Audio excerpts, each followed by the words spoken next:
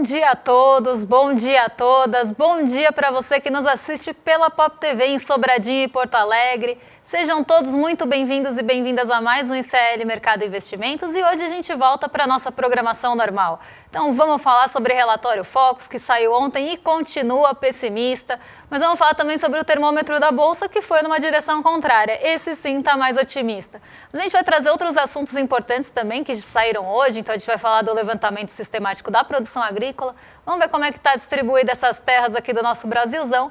E como a gente teve o Desperta falando de Pix, o N1 falando de Pix, o Em Detalhes falando de Pix, o mercado de investimentos não ia ficar de fora e a gente vai esclarecer mais uma vez as dúvidas residuais que acabaram aparecendo no chat também sobre esse assunto. Mas antes de tudo isso, eu vou dar bom dia para o André. André, bom dia, como você está? Bom dia, Débora. Bom dia a todos os nossos telespectadores. A gente deixou para hoje para saber o que o mercado financeiro está pensando. O mercado financeiro continua na mesma toada do último ano, pessimista, bravinho, não quer aceitar aí que o pacote de gás aí não aceitou muito bem o pacote de gás, então continua aí mostrando seu descontentamento. Então a gente vai falar do Focus, também tem termômetro da Bolsa. Então hoje é dia de saber se o mercado passou um fim de semana bem.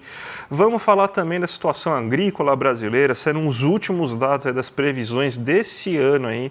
Vamos saber como que deve terminar então 2024 em relação à safra de grãos, explicar bastante aí também questão climática que afetou, né? Vamos falar desse bendito Pix, ninguém aguenta mais, mas vamos que vamos aí tratar mais uma vez do assunto do Pix. Mas a gente já pode partir para a nossa agenda, né, Débora? Então vamos ver o que tem na agenda do dia aí para o nosso telespectador já ficar atento, né? Bom, hoje a agenda começa um pouco mais cedo, começa lá em Hong Kong às 4h35 da manhã, onde o economista-chefe do Banco Central Europeu, Philip Lane, fez discurso numa conferência Europa-Ásia e a mudança na economia global. Às 5h30 na Suíça, também teve ali a vice-presidente de estabilidade financeira do Banco da Inglaterra, a Sarah Breeden, discursando em um fórum. Então, essa parte da manhã mais voltada aí para a política monetária e política monetária do Banco da Inglaterra, do Banco Central Europeu. Então, aqui, nada muito relevante em relação ao que foi falado por lá. Às 9h saiu o levantamento da safra de grãos 2024 e 2025. Esse a gente vai trazer aí com detalhes para vocês. E às 10h também saiu a produção de vendas de veículos de dezembro. Lá nos Estados Unidos, 10h30, esse dado que era o mais aguardado da agenda, hoje a agenda, tirando o levantamento aí da safra de grãos aqui no Brasil e a parte dos preços, né, o índice de preços ao produtor que antecede aí o índice de preços ao consumidor nos Estados Unidos, esses dois dados devem ser os mais relevantes aqui e fora. Então, às 10h30, já saiu aí o índice de preços ao produtor, o famoso PPI, e seu núcleo, trazendo alguma expectativa também para os dados que vão sair no restante da semana em relação a preços nos Estados Unidos. Mas vamos seguir que a gente ainda tem alguns dados aí na agenda, porque tem às 11h30, daqui a pouquinho, o resultado primário do governo central de dezembro, e na parte da tarde a gente tem uma agenda mais tomada por dirigentes do Banco Central discursando em alguns eventos. Então, o presidente do Fed de Kansas City vai participar de um evento onde ele discursa e às 17h o presidente do Fed de Nova York, o John Williams, também vai discursar em um evento Economia que funciona para todos. Então, essa segunda parte da agenda, mais focada realmente nesses pronunciamentos, algo que vem ganhando relevância, porque tem muita incerteza lá nos Estados Unidos, ainda mais com essa iminência de posse do Donald Trump, para onde vão os juros por lá. E às 4h, nossos vizinhos da Argentina divulgam aí o índice de preços ao consumidor de dezembro. Então vamos ver também como é que ficou a inflação por lá. Muito bem, Débora. Vamos então agora já para o Brasilzão, né? Tem um monte de coisa que ficou de ontem, né? Principalmente o Focus e o termômetro da Bolsa. Então vamos começar com o Focus, né? Que está mostrando as previsões agora do ano de 2025 e 2026 e o cenário continua bastante pessimista. O mercado acredita numa inflação cada vez mais alta, Selic mais alta para controlar a inflação, taxa de câmbio por voltas dos R$6 e também uma desaceleração econômica. Tudo isso porque não foi contentado aí no pacote corte de gás. Eles queriam justamente que tivesse efeitos maiores, que você não tivesse ajuste da aposentadoria, por exemplo, em relação ao salário mínimo. Então, tivemos uma série de descontentamentos aí, porque o pacote não ferrou tanto assim a vida do trabalhador, devia ter ferrado mais na visão do mercado financeiro. Então, o mercado está bravinho e está mostrando seu descontentamento com o nosso querido garoto de recados, o Boletim Focus. Vamos mostrar aqui, então, como que está a previsão e tentar explicar a narrativa, né? Vamos transformar esses números aqui em palavras para vocês entenderem o que está sendo dito nesse Boletim Focus. A inflação subindo agora para 5%, para esse ano, em 4,05%, e significa que o mercado acredita que, por causa de um excesso de gastos, mesmo com o governo fazendo políticas que, mais uma vez, não quer dizer que eu sou a favor, mas o governo está fazendo isso, uma política de contenção de gastos aí, inclusive vai entregar o resultado dentro do esperado para o ano de 2024 e 2025 não deve ser muito diferente, até por causa que a LDO já foi aprovada e deve ter as medidas lá de contenção de gastos devem ser suficientes para conseguir fazer com que a meta seja alcançada, mas mesmo assim a narrativa persiste, né, de que os gastos estão muito acelerados, então você vai ter uma inflação maior.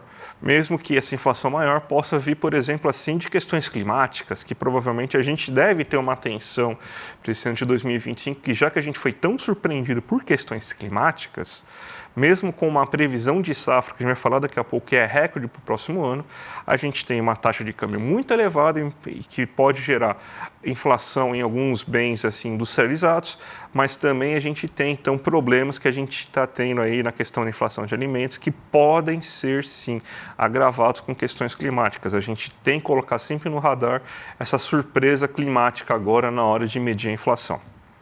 Só que, ao mesmo tempo que eles estão falando de gastança desenfreada, esses problemas fiscais, eles estão acreditando num crescimento econômico menor.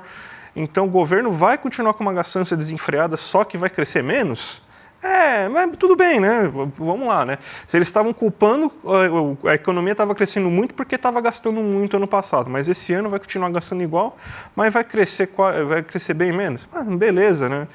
A previsão é previsão, né? Então, vamos acreditar que eles estão certos, então eles acreditam que vai ter uma desaceleração econômica nos 2 últimos anos de governo Lula, 2,02 e 1,08. A taxa de câmbio que eles mesmos formam, eles acreditam que eles vão formar a taxa de câmbio em R$6 no final do ano, tá? E eles acreditam que em 2026 eles vão continuar formando a taxa de câmbio em R$6. Então, profecia autorrealizável.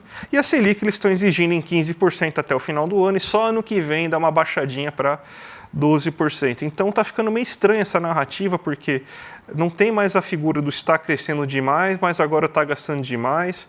Talvez assim, beleza, a gente pode até falar, está gastando demais, mas com juros tão elevados não vai ter espaço para tanto crescimento, né?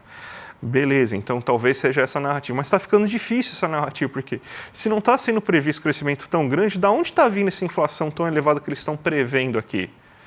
Do câmbio, né, que eles estão formando. Então, beleza. Então, eles estão fomentando a inflação com a própria medida deles, então, para isso, eles exigem uma taxa Selic mais elevada. O mercado perdeu a vergonha completamente aí, né, está basicamente forçando aí uma narrativa de tentar criar mal-estar na população com um câmbio mais elevado, com uma perspectiva de Selic mais elevada, encarecendo o crédito, e está jogando contra, assim, não quer nem saber, né, Débora?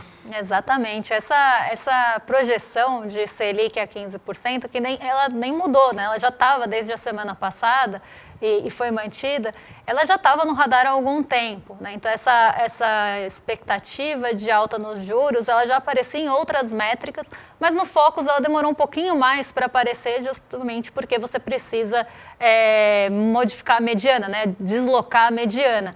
E isso leva um pouco mais de tempo para aparecer. Mas as médias elas já vinham subindo bastante e as negociações de juros futuros já apontavam para isso. Se você entrar hoje no Tesouro Direto, não se espante se você vê ali uma taxa 2027, uma taxa 2031 bastante elevada, até porque ela reflete muito desse cenário de expectativa para os juros futuros. E aí a explicação do mercado financeiro também, como está aí na tela, vira um samba de uma nota só. Porque eles começam a falar que a gente tem um risco fiscal elevado, esse risco fiscal elevado está aumentando o risco país.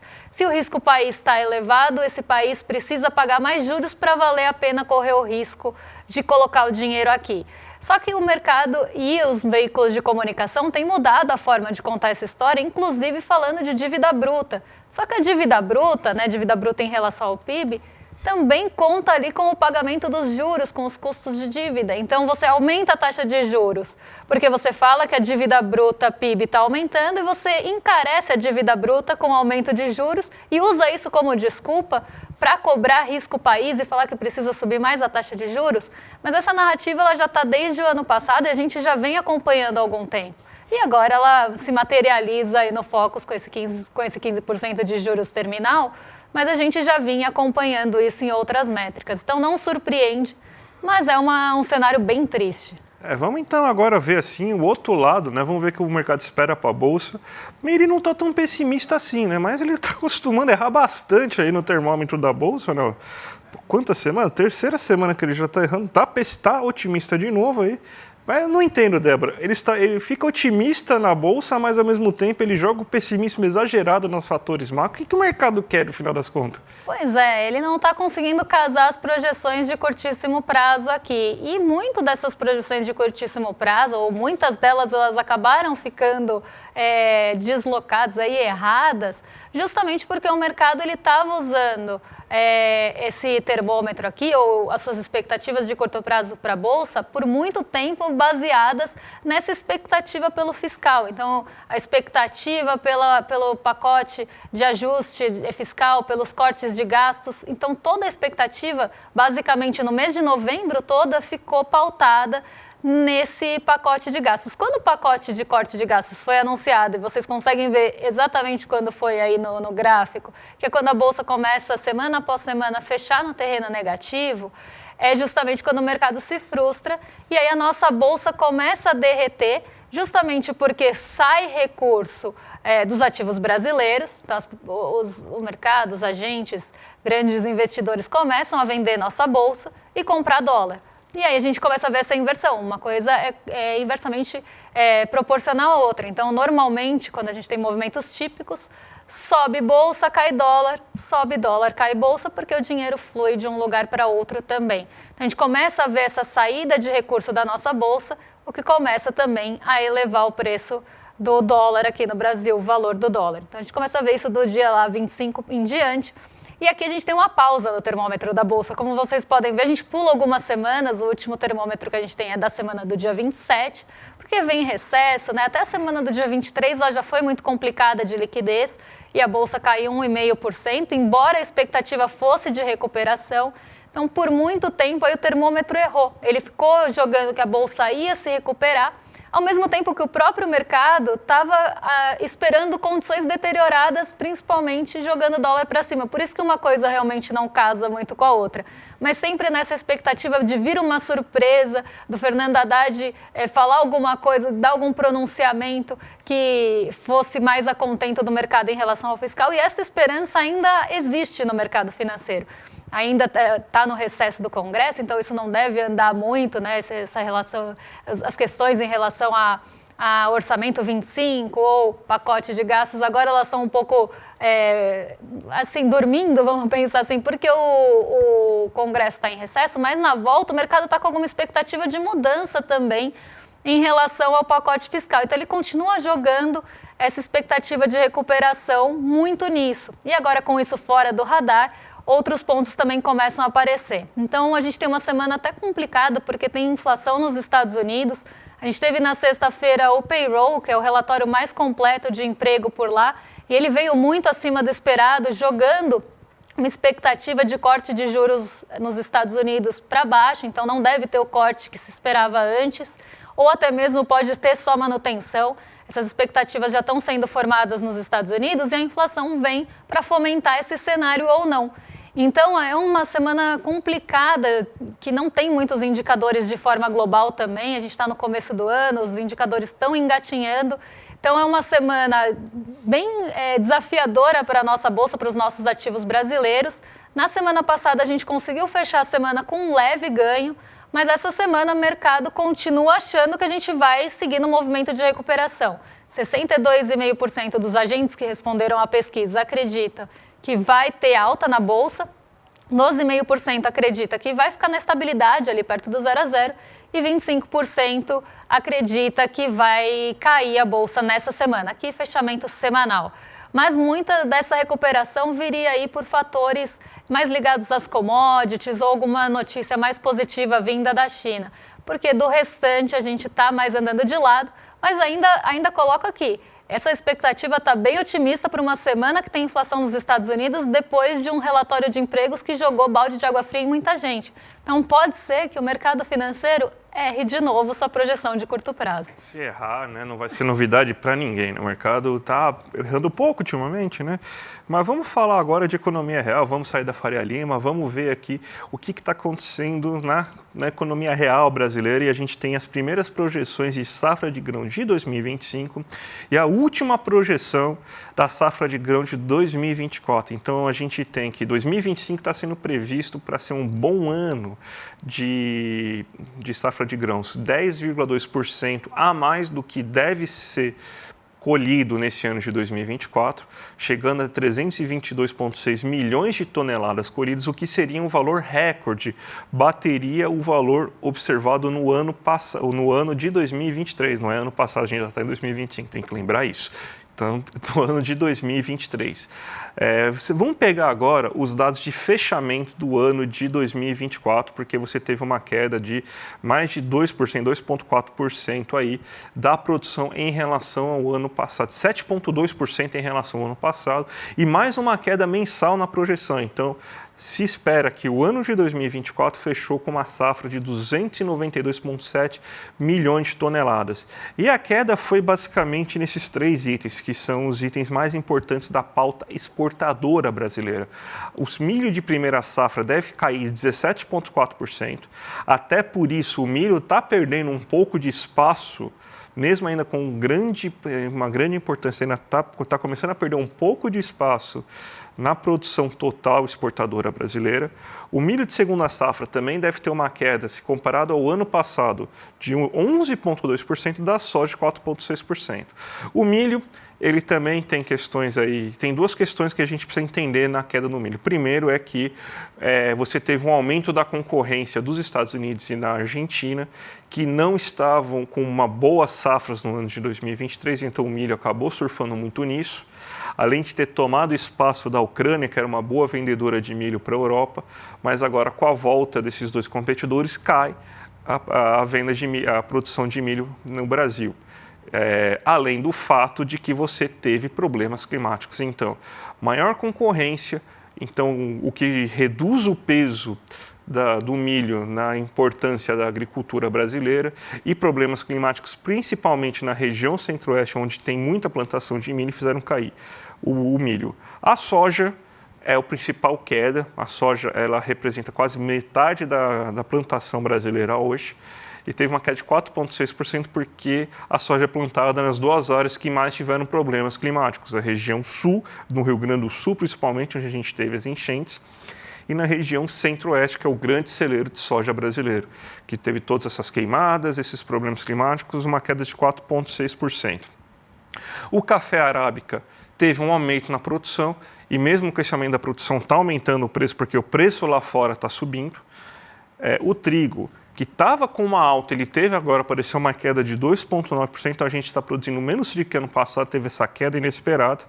E os bens que a gente consome internamente até tiveram alta, justamente porque no começo do ano existia a percepção que esses itens iam aumentar de preço.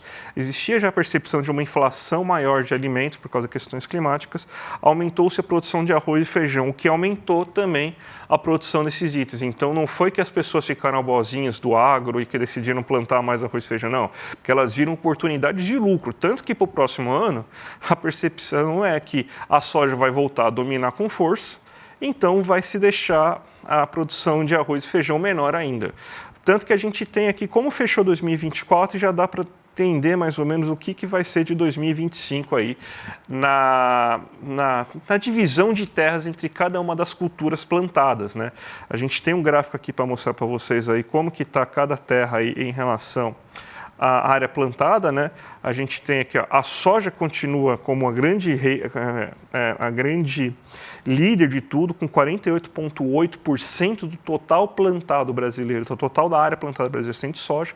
O milho caiu um pouco, está em 22,7%, e a cana-de-açúcar está em 9,77%.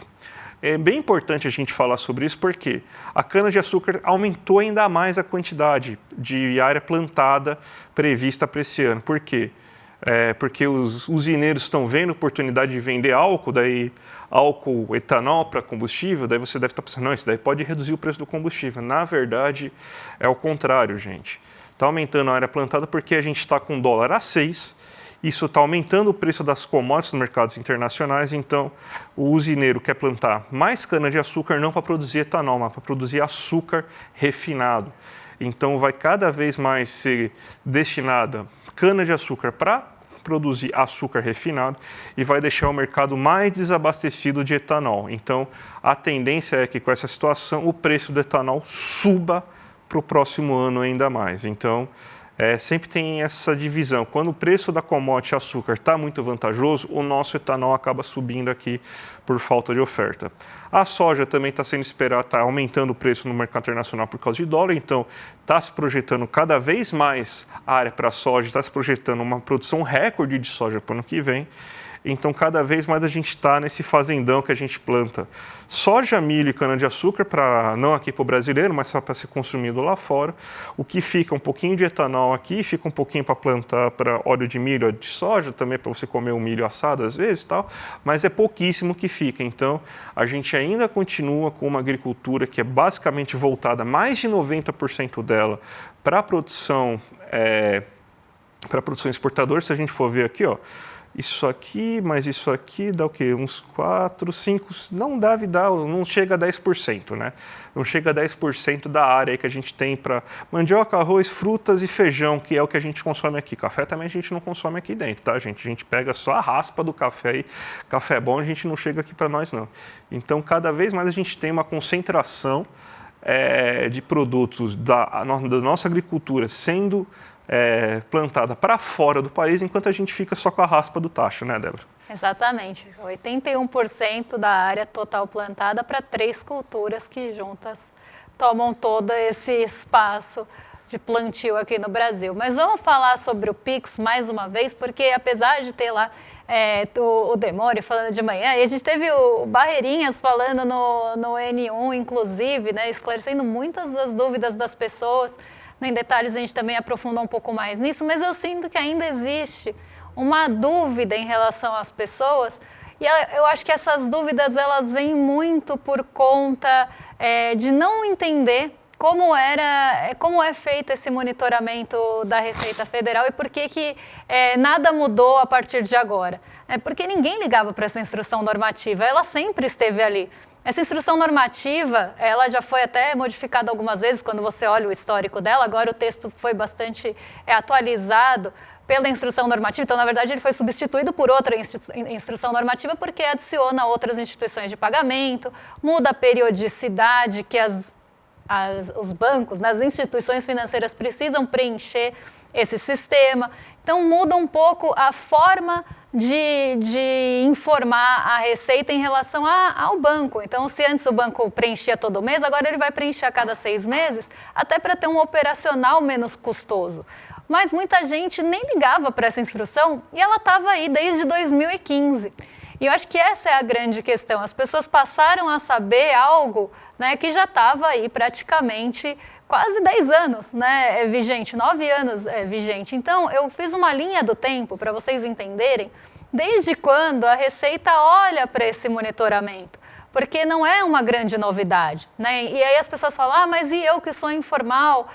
Até o secretário falou, é recomendável que busque a formalização, né? Mas e eu que sou informal e tenho todas as movimentações na minha conta? Você já era monitorado antes, então nada mudou na sua vida, né? Porque antes da 2015, né, as fintechs elas não eram tão fortes assim, elas começaram a ganhar um pouco mais de relevância mais recentemente. Em algum momento você já teve também conta, por mais que agora eu só tenho fintech.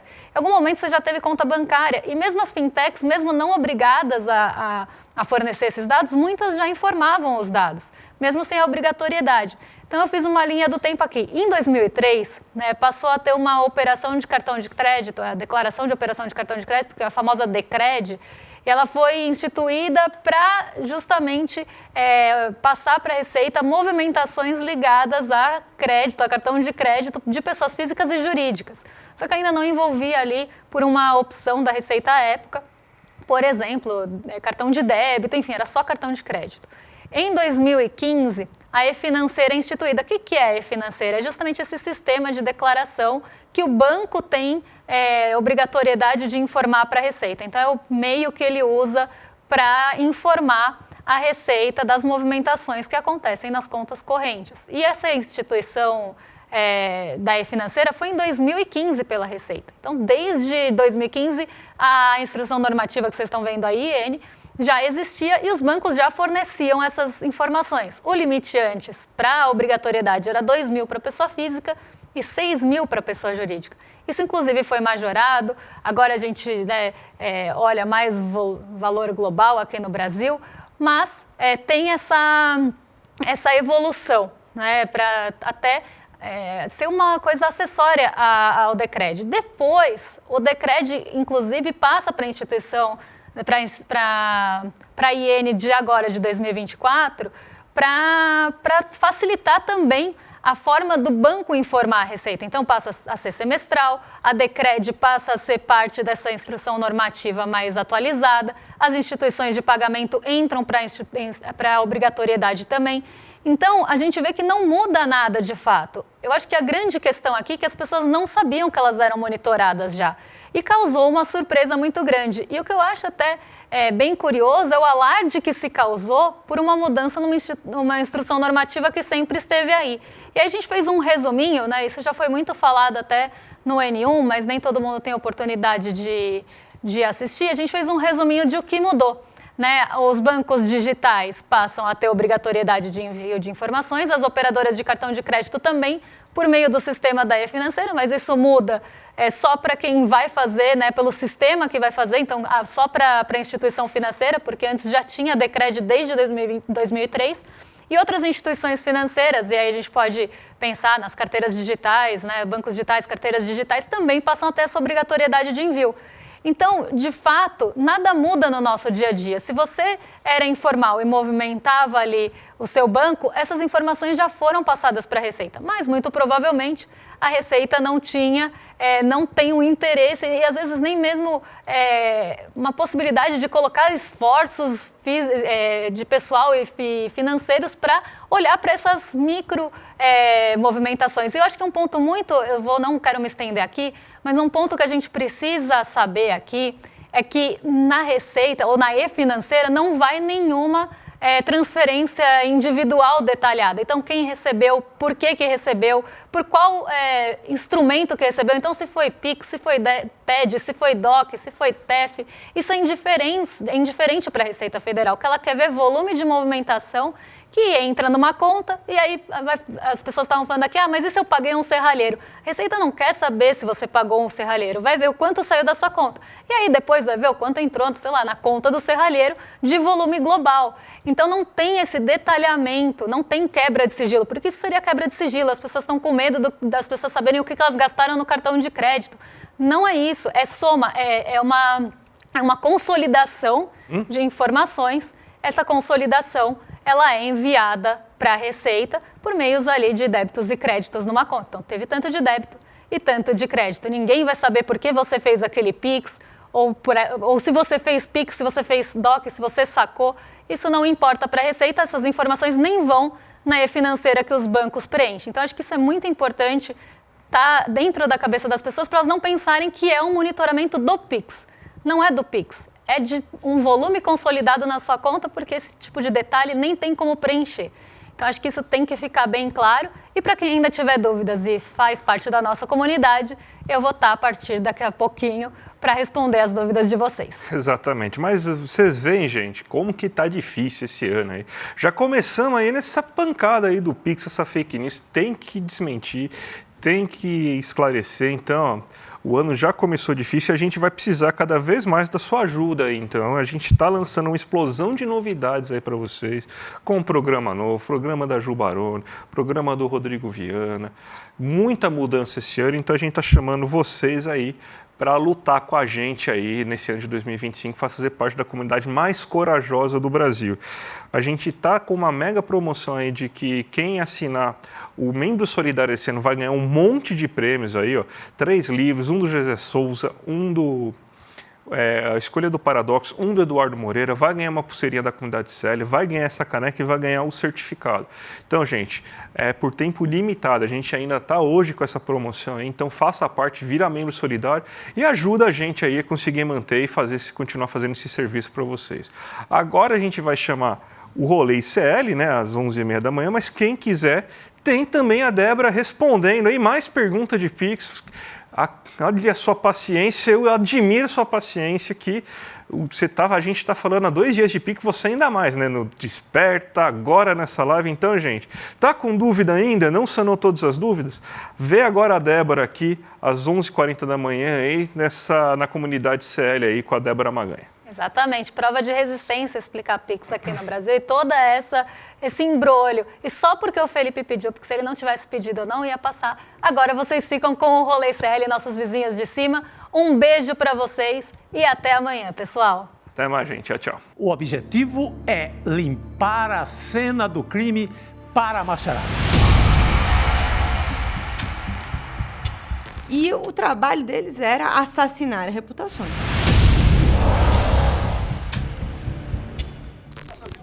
Aí do bom freio da vida aí, esse energúmeno aí,